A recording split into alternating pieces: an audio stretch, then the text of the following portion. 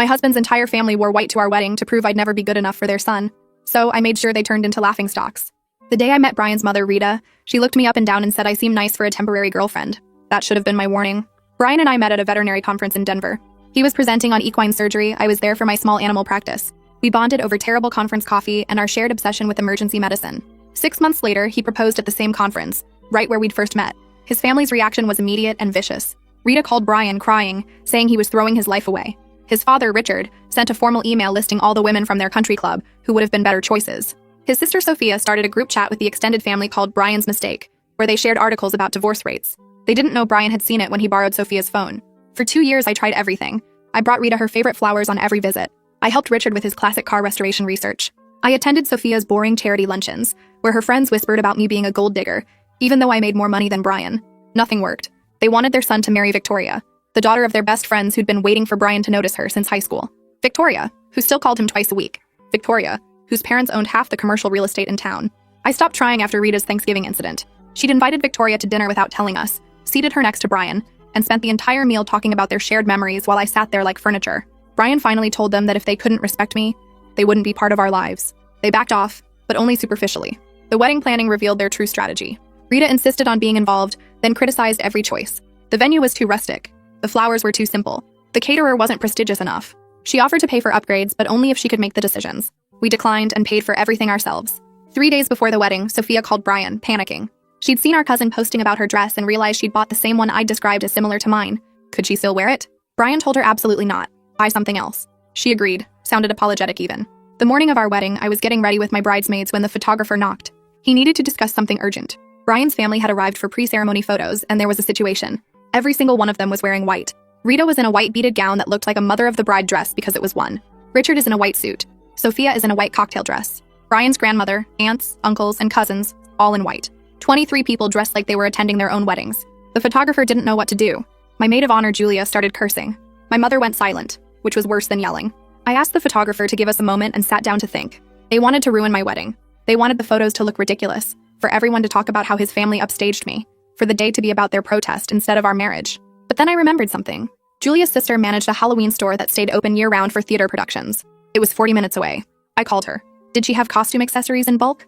Specifically, did she have those cheap promotional t-shirts from last Halloween's zombie run? The bright red ones with fake blood spatters that said "Survivor" in huge letters? She had boxes of them. Julia and 2 bridesmaids drove there while I continued getting ready. They came back with 30 shirts and a bag of accessories.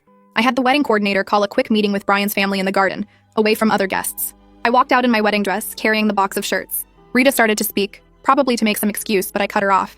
You have 2 choices, I said. Put these on over your clothes right now, or leave. The ceremony starts in 20 minutes. Sophia laughed, said I was being ridiculous, that I couldn't force them to ruin their outfits. Richard said I had no right to make demands. Rita called me a controlling bitch who'd finally shown my true colors. That's when Brian appeared. He'd been waiting inside, letting me handle it my way first. He looked at his family, all dressed in white, and said 5 words. Put them on, or go. Their jaws dropped. I raised my hand to stop Rita before she can speak, cutting off whatever excuse about family tradition or coordinated photos she's planning to spin. The garden feels too quiet with 23 people in white staring at me holding this box of bright red shirts. I realize this exact moment will define whether Brian and I spend our marriage fighting his family's ambushes or living by our own rules. Nobody moves. Nobody speaks. They're all waiting to see if I'll back down. If the nice veterinarian who brought flowers and attended charity luncheons will fold under pressure like she always has before. But I'm done folding. Brian's grandmother breaks the silence by reaching for a shirt from the box. She pulls it out and holds it up, examining the fake blood splatters and survivor text. She looks at Rita, then at me, then back at the shirt. Her voice comes out steady and practical when she says she's too old for this nonsense and wants to see her grandson get married today. She pulls the red shirt over her pale blue dress without waiting for permission or approval. Her practical surrender cracks the united front immediately. 2 of Brian's younger cousins step forward reluctantly and grab shirts from the box. Their faces show more embarrassment than defiance now that an elder chose compliance over protest. One cousin catches my eye and mouths sorry before pulling his shirt on. The other keeps his head down like he's ashamed to be part of this situation at all. Richard's face goes red with anger. He declares this is humiliating and refuses to be dictated to by someone who's been in the family for 5 minutes. His voice shakes with wounded pride more than righteous anger. Rita stands frozen beside him, and I watch her eyes move from me to Brian, to the arriving guests visible through the garden gate. She's calculating whether doubling down or backing down will cost her more social capital with the wedding guests already finding their seats. Her mouth opens and closes twice without words coming out. Sophia pulls out her phone and aims it at the shirts, probably planning to document this as evidence of my controlling behavior for her social media followers. Brian steps forward before she can take the photo. He tells her quietly that anyone who posts about this before we approve the narrative will be removed from all wedding photos and asked to leave. His voice stays calm but firm. The threat of social exclusion makes Sophia lower her phone with a scowl that tells me she understands consequences now. Being erased from the public record of the day matters more to her than documenting her protest. Julia appears at my side with 2 other bridesmaids backing her up. We start handing shirts directly to family members while maintaining steady eye contact that says we're not negotiating or explaining anymore. The physical act of pressing fabric into their hands forces a decision point. I watch the family's unity crumble as individual choices replace group defiance. Some pull shirts on immediately without meeting my eyes. Others clutch the shirts while looking to Rita for guidance she's not providing because she's still frozen in her own calculation. Brian's aunt takes her shirt and whispers, "Thank you," which surprises me until I realize she's thanking me for not making them leave. His uncle mutters something about this being the most ridiculous wedding he's ever attended, but he yanks the shirt over his white button-down anyway. His wife follows with a tight expression that says she's mad, but not enough to miss her nephew's wedding. I notice the shirt covers most of the white underneath. The fake blood splatters actually look decent against the garden greenery. Cameron, the photographer, can work with this if we're strategic about angles and positioning for the family photos. Rita finally speaks. Her voice shakes with either rage or tears when she says we're making a mockery of a sacred day. She says she won't forget this humiliation we've forced on Brian's family. I meet her eyes and tell her calmly that she made her choice when she coordinated this stunt. We're simply making sure our wedding photos reflect our boundaries rather than her protest. She can wear the shirt or watch from the parking lot. My voice doesn't shake even though my heart pounds against my ribs. Richard grabs Rita's arm and pulls her aside for a whispered argument. I can't hear the words, but I can read their body language perfectly. He's calculating the social cost of leaving versus staying. She's realizing that walking out makes them look worse than wearing a zombie shirt. Their whispered discussion gets more intense. Rita's hands move in sharp gestures. Richard's jaw clenches tight. After 30 seconds, Richard snatches 2 shirts from the box. He thrusts one at Rita with a gesture that screams resentful compliance rather than genuine agreement. I watch Rita pull the red shirt over her expensive white beaded gown. Her hands tremble with fury as she yanks the fabric down. I feel a strange mix of satisfaction and sadness because this could have been avoided if she'd just let me have one day. Just one single day where she didn't try to control or undermine or protest. Sophia is the last holdout now. She stands with her arms crossed and her white cocktail dress gleaming in the sunlight. Brian walks over to her with a shirt in his hands. He says simply that he loves her, but she needs to decide right now whether she's his sister or his adversary. His voice breaks slightly on the last word. Sophia stares at him for a long moment. Her face cycles through anger and hurt, and something that might be shame. She takes the shirt with a dramatic eye roll meant to show she's only complying under duress. As she pulls it on, I notice her hands shake too. She's not as confident in this rebellion as she wants everyone to believe. Poppy, the coordinator, appears with perfect timing. She announces that guests are seated and we're ready to begin. Her professional cheerfulness cuts through the tension like we've just finished normal pre-ceremony photos, rather than a family standoff. She gestures toward the ceremony space with a bright smile that doesn't acknowledge anything unusual just happened. I look at Brian's family all standing there in red survivor shirts over their white clothes. Instead of feeling guilty, I feel clear. They tried to ruin this day, and we turned their sabotage into something we controlled. Brian squeezes my hand and whispers that I'm magnificent.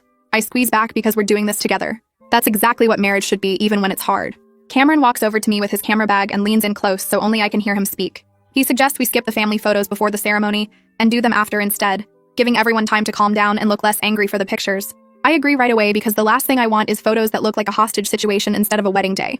He nods and moves off to adjust his lighting setup while I take one more look at Brian's family standing there in their red shirts. The fake blood splatters catch the sunlight, the white clothes peek out from underneath. They tried to sabotage this day, and we turned it into something we controlled. Brian squeezes my hand and leans close to whisper that I'm magnificent. I squeeze back because we're handling this together. That's what marriage means even when it's hard.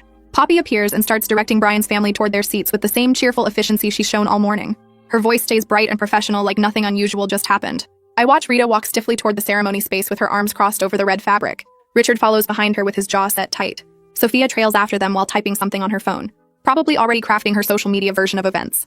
I turn away and head back to the getting ready room where Julia waits with my bouquet. Julia helps me check my dress and touch up my makeup while my hands stay steadier than I expected. I just face down my new in-laws in what might be the most confrontational moment of my life. My fingers don't shake when I smooth down the fabric of my dress. My reflection in the mirror shows someone who looks calm and ready. My mom appears in the doorway and catches my eye in the mirror. She gives me a small nod without saying anything. Her expression communicates pride in how I handle the situation. That matters more than I realized it would. Her quiet approval has always meant I'm on the right track. I move to the entrance area and wait behind the closed doors while the coordinator cues up my entrance music. I can hear the low murmur of guests on the other side. Their voices carry speculation about the red shirts in the family section. I imagine people leaning over to whisper questions to each other. Someone probably asking what happened. Someone else making guesses. I've already decided I don't care what story people tell themselves as long as Brian and I know the truth. The music starts with the opening notes of the song we chose. My father appears at my side and offers his arm. I take it and we step into view when the doors open. Brian waits at the altar and his face lights up when he sees me. His expression shows pure love and relief that makes everything else fade into background noise. I focus on him while my father and I walk down the aisle. Some guests smile at the survivor shirts like they're in on a joke. A few look confused with their eyebrows raised. Most people focus on me and Brian, which is exactly how it should be. Rita sits in the front row with her arms crossed over her red shirt. Her face looks like a mask of barely controlled anger. Richard beside her looks more resigned than hostile. His shoulders slump slightly and his jaw isn't as tight as it was in the garden. I file that away as potentially significant for future interactions. The officiant greets us with warmth in his voice when we reach the altar. He starts the ceremony with gentle humor that helps cut through the remaining tension in the air. When he makes a joke about marriage being about surviving together through challenges, a few guests laugh out loud. I see Brian's grandmother smile from her seat in the second row. I focus on Brian's face and the words we're about to say to each other. The family drama becomes just context rather than the main event. This moment is about us choosing each other despite everything his family tried to do. We reach our personal vows and Brian's voice stays steady when he promises to always have my back even when it's hard. I know he's talking about more than just today. He's promising that his family's approval will never matter more than my dignity. I promise him that I'll never ask him to choose between me and them, but I will always expect him to choose our marriage first. His eyes get a little wet when I say those words. He understands I'm releasing him from the guilt they've tried to use as a weapon. We're building something new together that doesn't require their permission. During the ring exchange, I catch Sophia leaning over to whisper something to her cousin in the third row. I watch the cousin's expression shift from curious to disapproving. Sophia's trying to control the narrative even now during the ceremony. I choose not to let it distract me because Sophia's whisper campaign is her problem, not mine. I've learned that you can't stop people from talking. You can only control whether you give them ammunition. I slide the ring onto Brian's finger and he slides mine on with hands that don't shake. The officiant pronounces us married and Brian kisses me with enthusiasm that makes the guests cheer and clap. For a moment, the red shirts and family tension disappear into pure celebration. We're just two people who love each other starting our marriage. As we walk back down the aisle together, I notice that some of Brian's relatives are smiling genuinely now. Maybe they've decided to let go of the protest and just enjoy the party. Others still look stiff and angry with tight lips and crossed arms. That's fine. We gave them a choice and they made it. In the cocktail hour space, guests immediately cluster around us with congratulations and warm hugs. Several make jokes about the survivor shirts that feel supportive rather than mocking. Like they understand something happened, but they're on our side. An older couple from Brian's equine practice finds us near the bar. They tell us quietly that they think we handled a difficult situation with grace. Their words confirm that some witnesses saw through the family's stunt to recognize our boundary setting. We thank them and move on to greet more guests, while I feel the weight of the morning start to lift off my shoulders. My mom finds me near the appetizer table and pulls me into a hug without saying a word. Her arms wrap tight around me and she holds on for several extra seconds. The squeeze tells me everything she's thinking about how I handled the garden confrontation. When she finally pulls back, she leans close to my ear and whispers that my dad was ready to physically escort the entire family out if they refuse the shirts. I laugh because my dad is the most gentle person I know. He's a retired librarian who cries at commercials, but apparently he draws a hard line at people trying to ruin his daughter's wedding day. Mom squeezes my hand once more and then melts back into the crowd of guests. Cameron finds Brian and me a few minutes later near the bar. He wants to talk about photo strategy before we start the formal family shots. He explains that he can use angles and cropping to minimize the red shirts while still capturing real moments with everyone. Or we can lean into it and make the shirts part of the story the photos tell. We think about it for a minute while sipping water. Brian and I agree on a middle path without needing much discussion. Some traditional family shots that downplay the shirts through careful positioning, and a few honest ones that show what actually happened without making it the only thing people see. We want photos that tell the truth about our day, not pretty lies that pretend everything was perfect. Cameron nods and says he can work with that approach. He's already thinking about lighting and backgrounds that will help. The reception coordinator gathers everyone for our grand entrance into the dining space. The DJ has our music queued up and ready. When he announces us as husband and wife, he adds a playful line about the bride and groom and their survivor family. The guests laugh in a way that feels warm and supportive rather than mean. They're laughing with us, not at us. I glance toward where Brian's family sits at their assigned table. Rita's jaw goes tight when she hears the joke. Her lips press into a thin line. But Richard surprises me by cracking a small smile. It's brief and he catches himself quickly. But I see it. Maybe he has more ability to laugh at himself than his wife does. That small moment makes me file Richard away as potentially different from Rita in how he might handle things going forward. Julia stands up with the microphone for her maid of honor toast. She looks beautiful and confident in her bridesmaid dress. She talks about my strength and how I handle hard situations with both grace and smart strategy. She never names the specific drama that happened this morning, but everyone who knows what went down understands she's talking about more than just general life problems. She praises how I know my own worth and won't accept less than respect. Then she ends by saying Brian is lucky to have found a partner like that. The applause that follows is loud and goes on for a while, long enough that I know the guests support us and our boundary setting. Several people at nearby tables are nodding while they clap. An older woman I recognize from Brian's practice even raises her glass extra high. Midway through dinner, I'm cutting into my salmon when Poppy appears at our table. She leans down between Brian and me with an apologetic expression. Richard just approached her asking if he could say a few words to the guests, probably planning some speech that reframes the shirt incident, or offers a public explanation that makes his family look better than they actually behaved. Poppy came to check with us first instead of just handing him the microphone. I appreciate her protocol awareness. Brian and I look at each other and the answer is immediate and mutual. We both shake our heads. This is our wedding reception, not Richard's redemption opportunity. He can process his feelings about what happened on his own time. We're not giving him a platform tonight to control the narrative. Poppy nods and heads back to where Richard is waiting near the DJ booth. I watch her speak to him briefly. His face shows disappointment, but he doesn't argue with her. Julia slides into the empty seat next to me a few minutes later. She's holding her phone with a weird expression. Sophia just posted a selfie to social media. Julia turns the screen so I can see it. Sophia's wearing the red Survivor shirt in the photo. Her caption says something about family traditions taking unexpected turns. The post is clearly meant to mock the whole situation, but she's written it with enough vague language that she can claim she meant something else if anyone calls her out.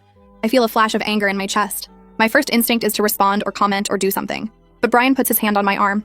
He suggests we wait and see how this plays out instead of reacting right away. Sometimes people expose themselves better when you let them keep talking. Their own behavior becomes the evidence. I take a breath and hand Julia's phone back. She screenshots the post anyway for our records. After dinner, we find Cameron and ask him to gather Brian's family for one specific group photo. We want everyone clearly visible wearing the red Survivor shirts. No strategic angles or cropping for this one. Cameron understands immediately what we're asking for. He gets the whole family arranged in good lighting. All 23 of them standing together in their bright red shirts over white clothes. We join them for the photo and everyone smiles for the camera. Rita's smile doesn't reach her eyes. Sophia's looks forced and tight. But several of the cousins and aunts seem more relaxed now. The photo feels powerful to me when Cameron shows us the preview on his camera screen. Not because it's pretty or Pinterest-worthy, but because it's proof. Documentation of what happened if anyone tries to rewrite history later. It shows we set a boundary and enforced it. That matters more to me than having perfect wedding photos. A waiter carrying a tray of champagne glasses bumps into me near our table. The collision isn't hard, but it's enough. Champagne splashes down the front of my white dress. The liquid spreads into a growing stain across the bodice and skirt. Normally this would feel like a disaster. The kind of thing that ruins a bride's whole day. But tonight it just feels like one more thing on a long list. I actually laugh while I grab a napkin and start dabbing at the wet fabric. Brian helps me blot the stain with his own napkin.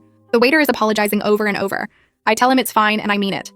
After standing in a garden this morning telling my new in-laws to put on zombie shirts or leave, a stained dress barely registers as a problem.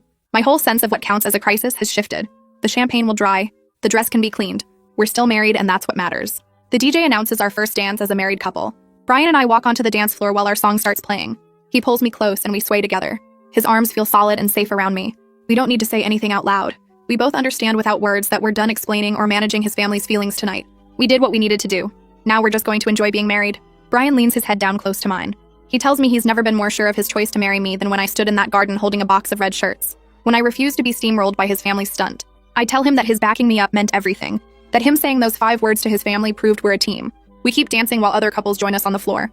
The moment feels private even though we're surrounded by guests. Near the end of the reception, Rita approaches me while I'm saying goodbye to some departing guests. She's holding a white envelope in her hand. Her expression is hard to read. She says she wants to give us a check to help with proper wedding photos since today's didn't turn out as planned. Her tone makes it completely clear what she's really doing. She's trying to buy control of the narrative, trying to fund a do-over that erases what actually happened. I take the envelope from her hand.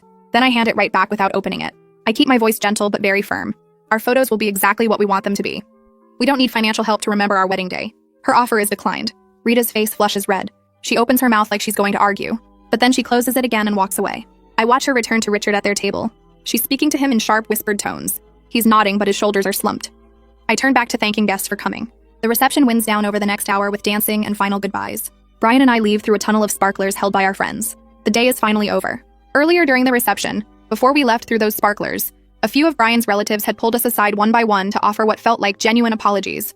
His cousin Mark found me near the dessert table and said he thought the shirt solution was brilliant problem solving. His wife Sarah touched my arm and added that she was sorry we were put in that position, and her eyes looked sincere instead of just polite. I made mental notes about who these people were because they were showing me something important. They could separate themselves from Rita's agenda. They could think for themselves instead of just following along with the family drama. An older uncle I'd only met twice before shook Brian's hand and told him quietly that the white clothing stunt was embarrassing for everyone. Brian's face showed relief when he heard that, like he'd been worried his entire family had turned against us. 3 other relatives made similar quiet comments throughout the evening. They didn't make a big show of it or announce their support publicly, but they let us know privately that they understood what had happened and didn't approve of it. After the last guests finally leave and we're alone with our wedding party in a small room off the main hall, Julia opens a bottle of champagne that she'd hidden away for this moment. My bridesmaids and Brian's groomsmen gather around as we all collapse into chairs, still wearing our wedding clothes but with shoes kicked off and ties loosened. Julia pours champagne into plastic cups and we start debriefing the entire day. Someone brings up seeing all that white in the pre-ceremony photos, and I admit I felt actual fear in that moment. Not just anger or frustration, but real fear that they'd succeeded in ruining everything we'd planned. My maid of honor describes the satisfaction of watching Rita's face when she had to pull that red shirt over her expensive dress. One of the groomsmen laughs and says he's never seen anything like it at a wedding before. But then the laughter fades and I hear myself saying what I've been thinking all evening. I'm worried about the long-term damage to Brian's family relationships. I'm worried we just made everything worse instead of better. My bridesmaids rush to reassure me that I handled it perfectly, that I had no choice, that his family forced this situation. But I can see in Brian's face that he's thinking the same thing I am. What happens now? What does tomorrow look like? Julia squeezes my hand and tells me that standing up for ourselves was the right thing, even if it's messy. We finish the champagne and eventually head to our hotel room. both of us too tired to think about consequences anymore. The morning after the wedding, I wake up in the hotel bed next to Brian and immediately check my phone. 7 voicemails from Richard. I put the phone on speaker and listen to them while Brian orders coffee from room service. The first message is calm, asking us to call him when we get a chance. The second one is less calm, mentioning optics and how people are talking. By the third message, his voice is tight with stress as he talks about fixing the narrative before it gets out of hand. The fourth message suggests we need to issue some kind of joint statement about the shirt incident. The fifth one brings up specific people from the country club who are asking questions. The sixth message is almost frantic, talking about damage control and family reputation. The seventh message, left at 2 in the morning, is just Richard saying we need to talk as soon as possible. I feel my jaw clench with each message. My hands grip the phone tighter. Brian watches my face and asks if I want him to call his dad back right now. I tell him no, not yet. Responding while I'm this angry would just make things worse. We need to think about what we want to say instead of just reacting. The coffee arrives and we drink it in bed, both of us staring at the ceiling and trying to figure out our next move. 2 days later, back at our house, a delivery arrives. The box is wrapped in expensive paper with a card attached. I open the card first and see Victoria's handwriting. The message says, "Wishing you both happiness," in neat cursive letters. Brian and I stare at the card for a long moment. Is this sincere? Is it passive-aggressive? Is she trying to make peace, or is this another manipulation? The handwriting gives no clues. It could be read either way depending on what we want to see in it. Brian opens the box to find a set of nice wine glasses, the kind you'd register for at an expensive store. Nothing weird or insulting about the gift itself. We stand in our kitchen looking at these wine glasses and trying to decode Victoria's motives. Finally, Brian says we should just accept it at face value. Send a polite thank you note and move on. But we both agree to stay cautious about her. One nice gift doesn't erase 2 years of her calling him twice a week and showing up at family dinners. We put the wine glasses in the cabinet and I write a brief thank you card that says nothing personal. That same afternoon, Julia texts me 3 screenshots. She says she was searching Sophia's name on social media and found something I need to see. The screenshots show a group chat from 3 weeks before our wedding. Rita created it and named it Family Photos Coordination. The messages lay out the entire white clothing plan in detail. Rita told everyone to wear white and made it sound like a unified family statement. She even suggested specific dress codes for different family members. Formal white for parents and grandparents. Cocktail white for the younger generation. She wrote that this would show Brian what real family loyalty looks like. Sophia responded with enthusiasm and offered to make sure all the cousins participated. Someone asked if this was a good idea, and Rita shut down the objection immediately. The screenshots prove this wasn't spontaneous. It wasn't accidental. It was a calculated campaign planned weeks in advance. Seeing the evidence in writing makes my anger sharpen into something clearer. This is exactly what we're dealing with. Rita doesn't just dislike me. She actively works to undermine us and gets other family members to join in. I forward the screenshots to Brian without adding any comment. He calls me from his office 10 minutes later and his voice sounds hollow. He'd hoped maybe it was a misunderstanding or a last-minute decision. But no. His mother planned this for weeks. Brian comes home that evening and goes straight to his laptop. He sits at our kitchen table and starts drafting an email to his parents and sister. I watch him type, delete, type again. His hands shake slightly as he works. After an hour, he shows me the draft. The email establishes new communication boundaries in clear language. All future contact will be through email only, so there's a written record. No surprise visits to our house. No social media commentary about our relationship. Violations will result in a timeout period with no contact. The email lists specific examples of unacceptable behavior. It explains that we're not cutting them off, but we are protecting our marriage. Brian's words are firm and clear even though I can see this is costing him emotionally. He asks if I think it's too harsh. I tell him I'm proud of him for protecting our marriage even when it's hard. He takes a deep breath and hits send before he can second-guess himself. We both stare at the laptop screen for a minute after the email goes through, knowing there's no taking it back now. The next morning, we pack bags for a short trip. We decided we need to get away from all of this for a few days. We book a bed and breakfast 2 hours away in a small town neither of us has visited before. The place has no cell service and limited Wi-Fi. When we arrive, the owner shows us to a room with big windows looking out at trees. We turn off our phones completely. For 3 days, we exist in this bubble where Brian's family drama can't reach us. We sleep late. We take long walks. We eat breakfast in the sunny dining room with other guests, and nobody knows anything about red shirts or white dresses. The forced disconnection feels like permission to just be newlyweds without managing everyone else's reactions.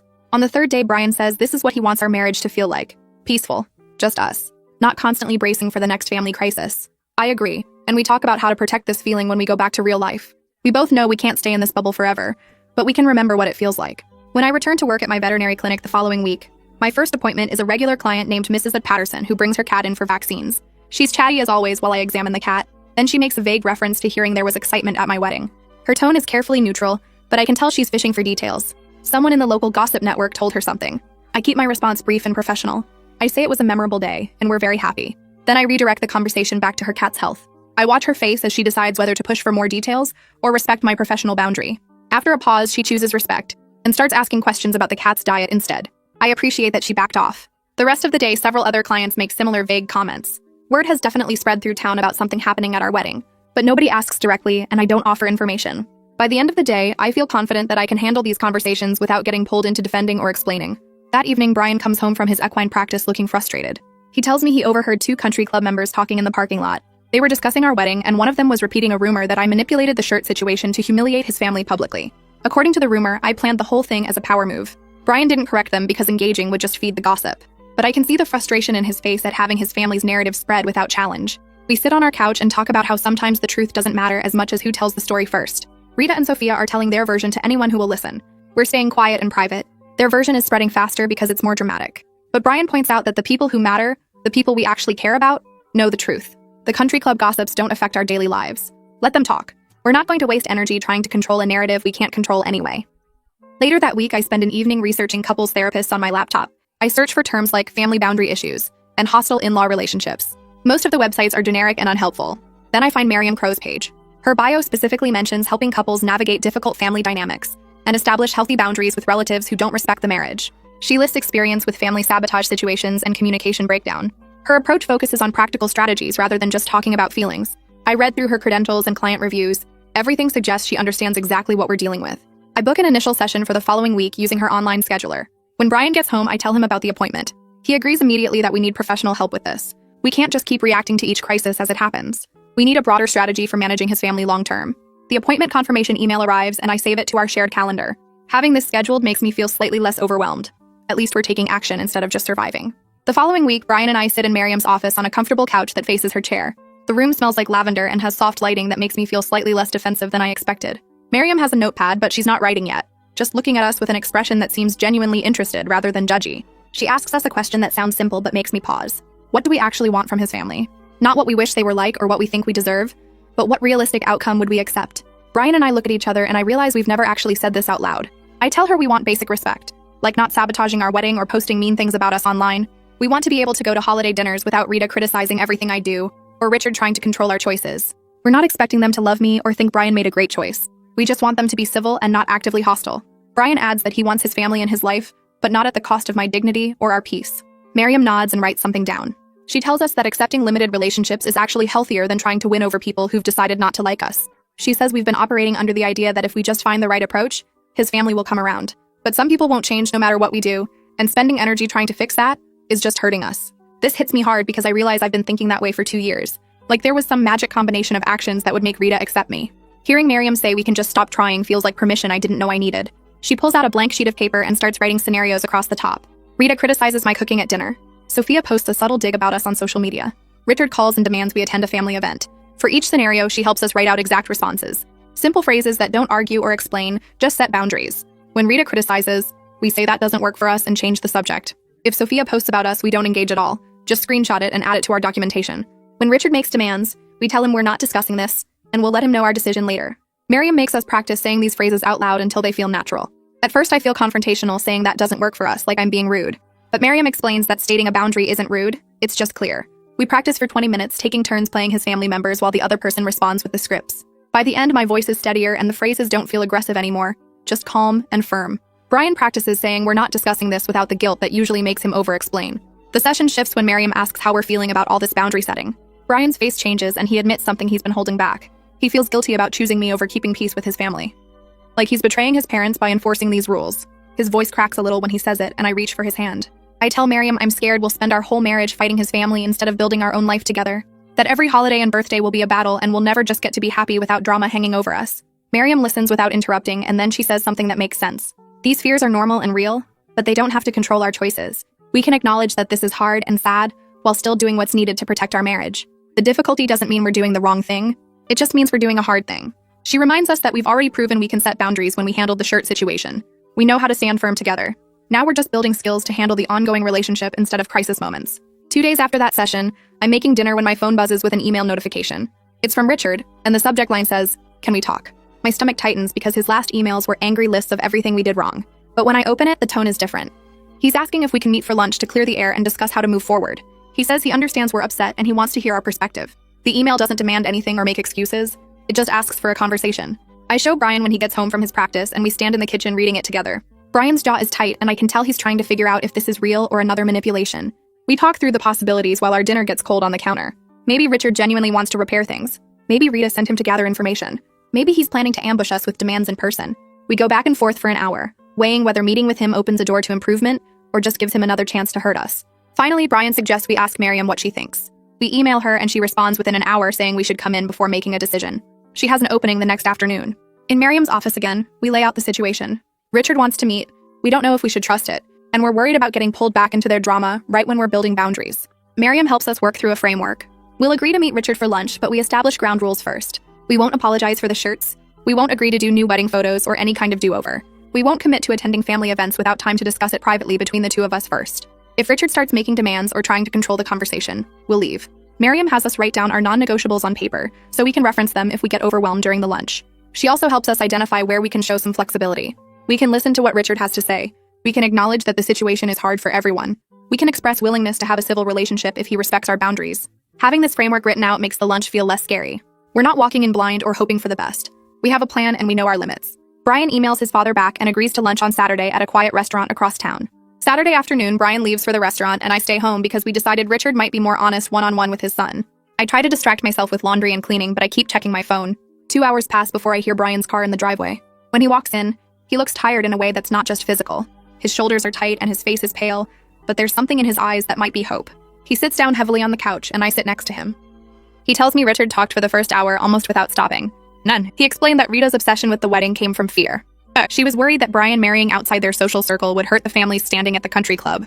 That people would see it as the family going downhill or losing status. Richard said Rita convinced herself that if she could just stop the wedding or make it embarrassing enough, Brian would call it off and everything would go back to normal. Brian says this doesn't excuse what they did, but it helps him understand that Rita's behavior was about status anxiety, rather than personal hatred of me. She wasn't attacking me specifically, she was trying to protect what she saw as the family's reputation.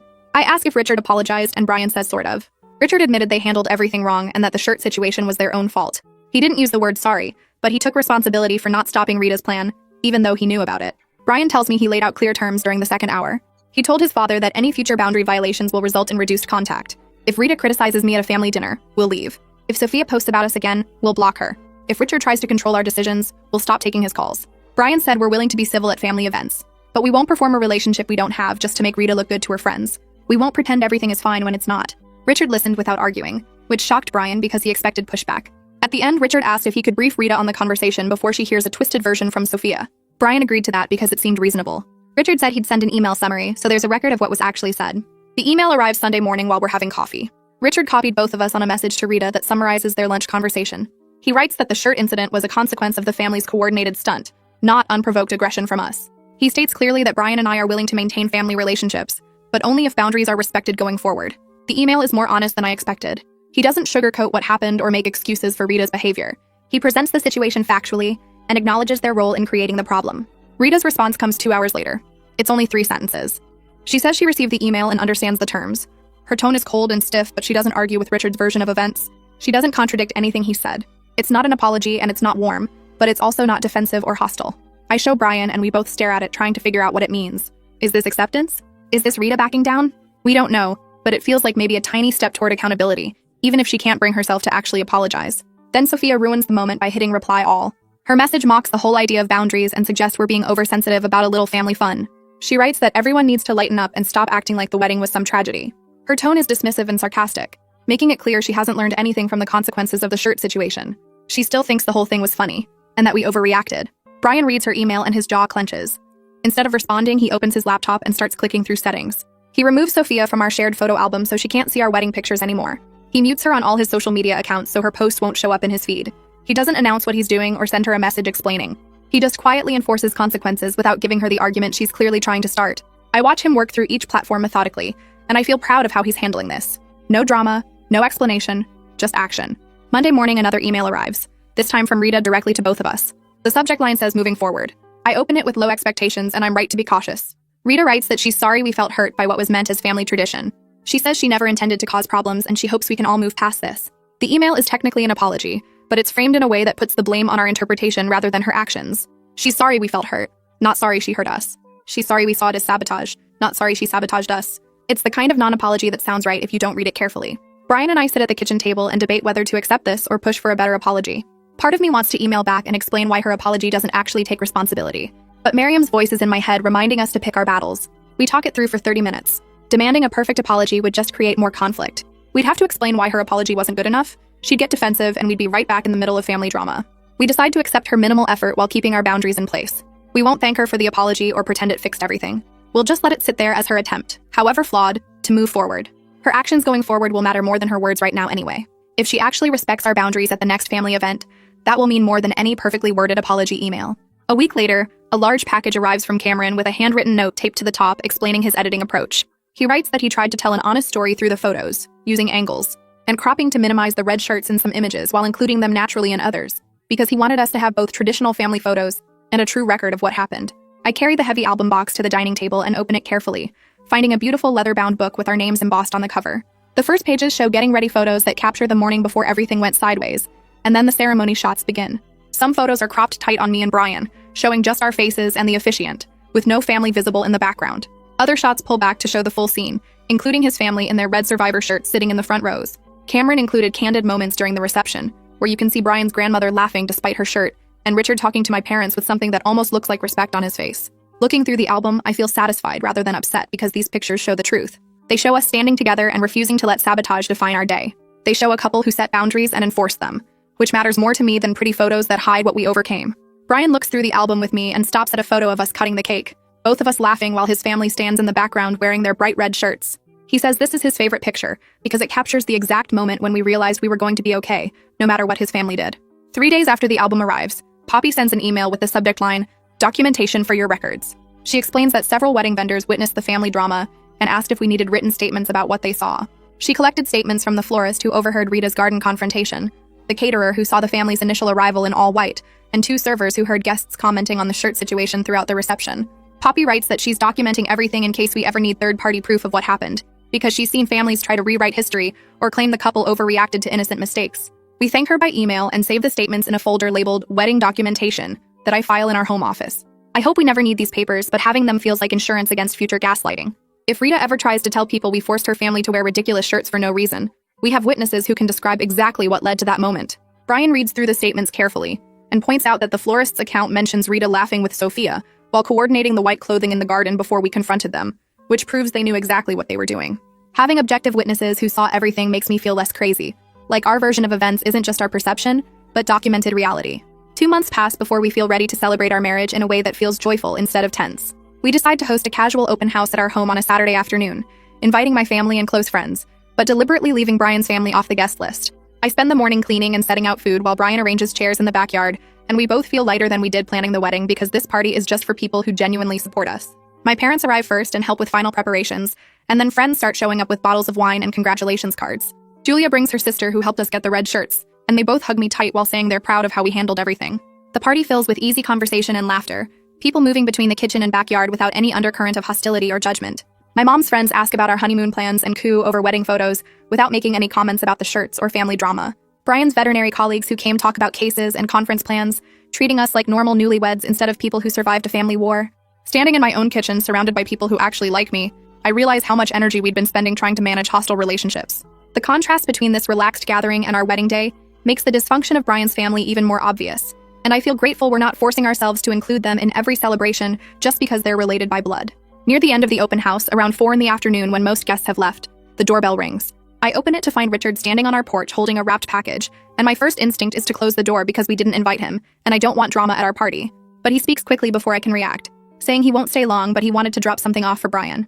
I let him in cautiously and call Brian from the backyard, watching Richard's face as he takes in the party aftermath and the few remaining guests. Brian comes inside and Richard hands him the package, explaining that he found a vintage restoration manual for the exact car model Brian mentioned wanting to work on months ago.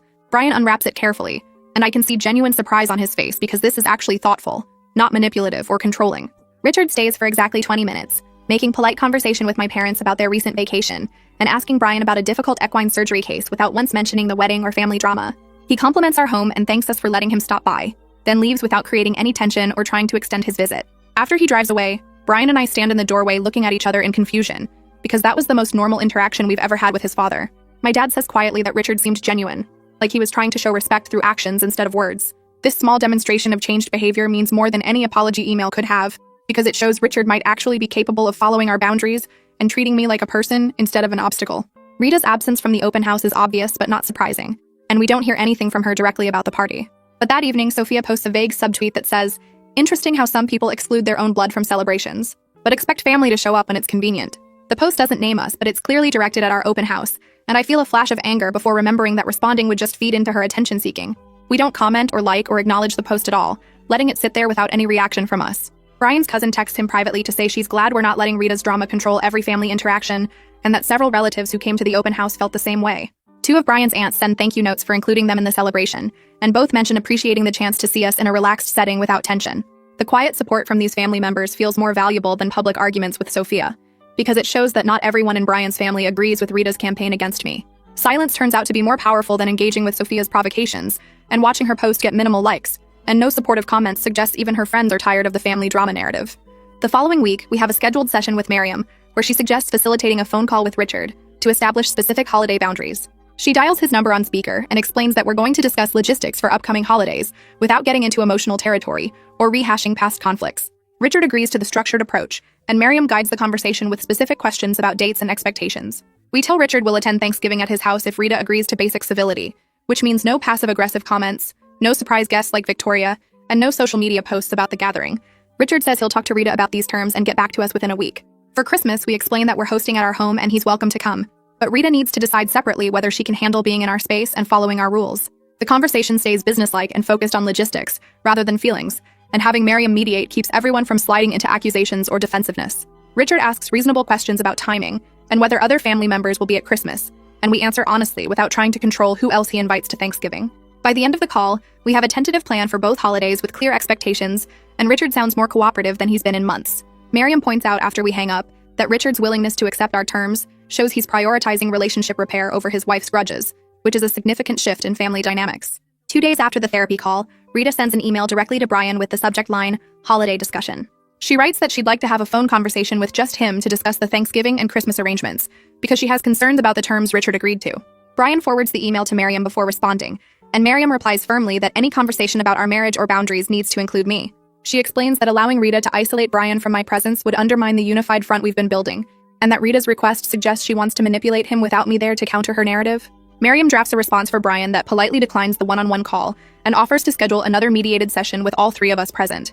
Rita responds within an hour saying she'll pass on the mediated session, and her quick rejection confirms what we suspected about her motives. She wasn't trying to have a genuine discussion about holiday logistics. She was trying to get Brian alone, so she could pressure him into loosening boundaries without me involved. This failed attempt at manipulation actually makes us more confident in our boundary system, because it proves that including me in all family discussions isn't paranoid or controlling, but necessary protection against Rita's tactics. Brian tells me he feels relieved rather than guilty about refusing the call, because he can see clearly now how his mother tries to triangulate and divide us. Over the next few weeks, work life gradually returns to normal as the wedding drama fades from immediate gossip to old news. My veterinary clients stop making vague references to excitement at your wedding and go back to just asking about their pet's health. The receptionist stops giving me sympathetic looks when I arrive each morning, and my vet tech stops asking if I'm okay in that concerned tone that made me feel fragile. Brian says his colleagues at the equine practice have moved on to other topics too, no longer bringing up family drama or asking careful questions about how we're doing. We both appreciate that our professional reputations stayed intact throughout the conflict, probably because we handled everything with relative dignity and didn't let family problems affect our work quality. The local veterinary community seems to respect that we dealt with personal drama privately instead of making it public spectacle or letting it interfere with patient care.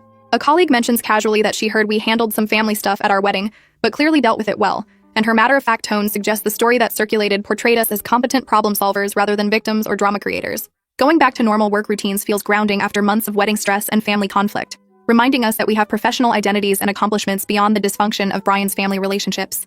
We spend an evening going through the wedding album again and selecting specific prints to send to family members who attended.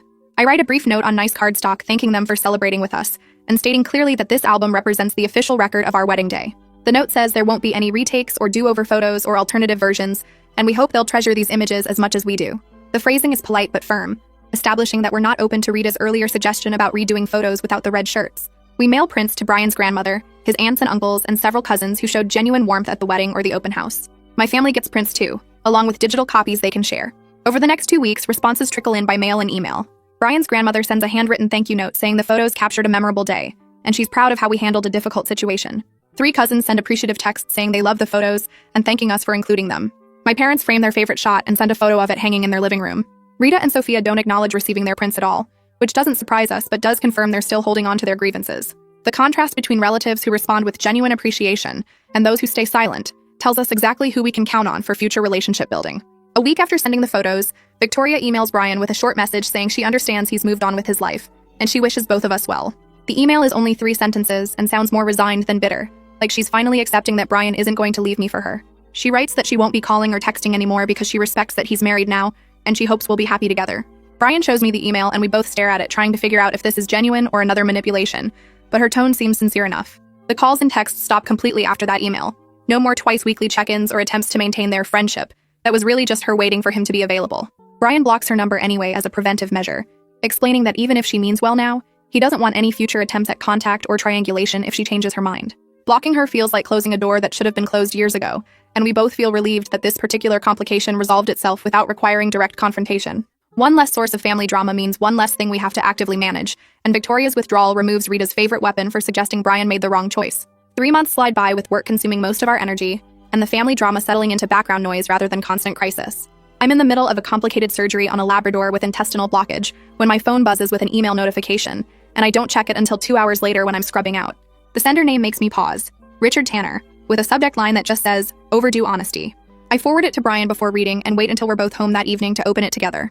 Richard's email is longer than any previous communication, and the first paragraph immediately feels different because he names specific things he did wrong, instead of making vague statements about misunderstandings. He lists the critical emails he sent before our engagement suggesting we were rushing into marriage, the group text where he agreed with Rita's assessment that I wasn't their kind of people, and his participation in family discussions about how to discourage the relationship.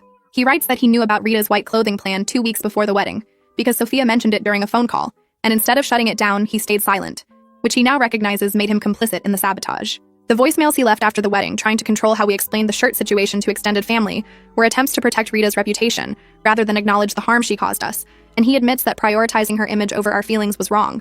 What surprises me most is that he doesn't blame Rita for any of it, or try to position himself as her victim.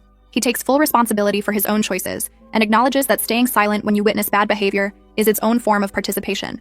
The email proposes switching to email-only communication for the next few months, so we can rebuild trust through consistent, documented behavior, rather than phone calls where emotions run high and details get fuzzy in memory. He says he understands that repair takes time, and he's willing to move at whatever pace we need, and if we decide we don't want a relationship with him at all, he'll respect that decision. Brian reads the email 3 times before speaking, and when he finally looks at me, his expression is cautiously hopeful, in a way I haven't seen directed at his family before. We sit at the kitchen table drafting our response together, agreeing that we'll accept the email-only boundary and that we appreciate his specific acknowledgments, but we're not ready to commit to holiday gatherings or regular contact yet. Our reply is brief and measured, thanking him for the honesty and saying we'll see how the next few months go before making decisions about future interactions. 2 weeks after Richard's email, Brian gets a phone call from his cousin Noah, who rarely contacts us except for major family events. Noah tells Brian that their Aunt Laura cornered Sophia at a country club charity event, and had what he describes as a very direct conversation about the wedding situation. Laura apparently told Sophia that the white clothing stunt made the entire family look petty and vindictive to everyone who attended, and that people at the club have been asking Laura pointed questions about what kind of family coordinates that level of sabotage against one of their own. Noah says Laura specifically told Sophia that her generation's social media mockery made things worse because it proved the family's hostility wasn't just Rita's doing, but a coordinated campaign, and that Sophia's friends have been commenting privately about how immature the whole thing looked. We don't know exactly what else was said during that conversation because Noah only heard about it secondhand, but the timing lines up with something we noticed a few days earlier. Sophia's Instagram, which had been posting regular subtle digs about family members who can't take a joke, and some people being too sensitive, goes completely quiet about anything related to us or the wedding. Her last post about family drama was a week before Laura's conversation, and since then her feed returns to the usual charity event photos and vacation pictures, with 0 references to Brian or our marriage. I check her Twitter and Facebook too, and the pattern holds across all platforms. Brian and I discuss whether this represents genuine change, or just Sophia learning to be more careful about public criticism, and we agree it's probably the latter, but either way the result is the same. The social media campaign that was feeding Rita's narrative and making family gatherings more hostile has stopped, and while Sophia might still complain in private group chats, at least she's not broadcasting her contempt to hundreds of followers anymore. The fact that it took Laura's intervention rather than anything we said directly bothers me a little, because it suggests Sophia only responds to pressure from within her own social circle. But I also recognize that sometimes change happens through unexpected channels, and I should accept the improvement rather than critique the method. As November approaches, Brian and I face the question of where to spend Thanksgiving, and quickly realize we're both dreading the idea of navigating his family's gathering. Rita sent a formal email invitation to their house with a note saying she hopes we can move past recent unpleasantness and focus on family traditions, which completely ignores that the unpleasantness was her deliberate sabotage rather than a mutual misunderstanding. Richard sent a separate email saying he'd understand if we chose not to come and wouldn't pressure us either way, which feels more respectful but doesn't solve the problem of whether attending would be healthy for us. We spend an evening talking through our options and realize that what we actually want is a quiet day at our own house without managing anyone's emotions or navigating complicated family dynamics. I call my mother and ask if she'd be willing to come to us instead of hosting her usual big family dinner, and she agrees immediately, saying she'd much rather have a relaxed meal with just the three of us. Brian emails his father to decline the invitation, explaining that we're starting our own tradition this year, and we hope they understand. And Richard replies with a brief message saying he respects our choice. The morning of Thanksgiving, my mom arrives with her famous pumpkin pie and a bottle of wine, and the three of us cook together in our kitchen while playing old music and telling stories that have nothing to do with wedding drama or family conflict. We eat at our dining room table with mismatched dishes and no formal place settings, and the conversation flows easily through topics like my mom's garden plans and Brian's new equine surgery techniques, and whether we should adopt a second dog. Nobody criticizes the food or suggests we should have done things differently, and when my mom leaves that evening with hugs and genuine warmth, Brian and I clean up the kitchen together in comfortable silence. The day felt peaceful rather than isolating, and I realized that building our own traditions instead of trying to fit into existing ones that don't have space for us might be the healthiest choice we've made all year. 4 months after our wedding, I'm sitting in my clinic office between appointments when I find myself thinking about how our life has settled into something that feels sustainable rather than constantly crisis-driven. Brian's family exists at arm's length with clear rules that most of them follow most of the time, which isn't warm, but it's workable. Richard sends occasional emails that stick to neutral topics and respect our boundaries, and while I don't fully trust him yet, I can see he's making genuine efforts to rebuild, rather than just waiting for us to forget what happened. Rita maintains chilly distance through brief responses to logistical emails and declining our invitations to casual dinners. But she's stopped actively sabotaging us or recruiting others to her cause, which feels like progress even if it's not reconciliation. Sophia's social media has stayed quiet about us for 2 months now, and while I assume she still complains in private, the public campaign has ended, and that removes a significant source of stress. Brian and I have learned to set boundaries without losing ourselves in guilt or anger, and our marriage feels stronger because we faced this crisis together and proved we could protect our relationship without destroying ourselves in the process. The relationships with his family aren't warm and probably never will be, but they're honest and they're ours to define, rather than being dictated by Rita's expectations or country club social politics. Some of Brian's relatives have shown genuine warmth, and those are the relationships we're investing in, while others remain distant, and we're learning to be okay with that. Victoria stopped calling months ago, and that particular source of triangulation has resolved itself without requiring ongoing management. Our wedding photos sit on our mantle showing everyone in red Survivor shirts, and instead of feeling embarrassed by them, I feel proud because they represent us refusing to be victims of someone else's sabotage. This isn't a fairy tale ending where everyone learns their lesson, and the family becomes close and loving, but it's a realistic victory where we've established respect as the minimum requirement for relationship, and we're willing to accept distance from people who can't meet that standard. Our life together is building around work we love and friends who support us, and the quiet satisfaction of knowing we can handle hard things without compromising who we are, and that feels like enough.